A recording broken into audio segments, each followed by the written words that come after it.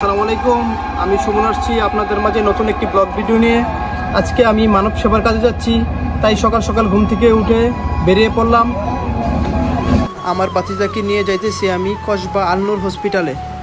কালকে এক লোক আমার পেজে নক দিল, ওনার নাকি রক্ত লাগবে, আমি রক্ত ম্যানেজ করে দিতে পারবো কিনা। উনি আমাকে বলতেছে বি পজিটিভ ব্লাড ম্যানেজ করে দিতে পারবো কিনা। তো আমি আমার বাতিজাকে কল দিলাম।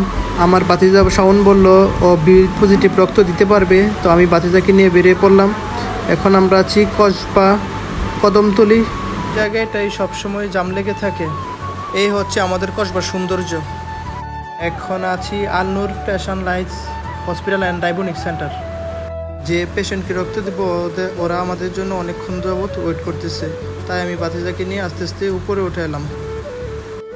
এই বাচ্চাটা 2021 সাল থেকে অসুস্থ, ওর নাকি প্রতি মাসে একবার করে ব্লাড দেওয়া লাগে। এখন আমার বাতিজা শুয়ে পড়লো ব্লাড দেওয়ার জন্য। ডাক্তার অনেকক্ষণ যাবত বাতিজার রক্ত খুঁজে পাইতেছে না, তো বাতিজা ফার্স্ট টাইম রক্ত দিতে আসছে।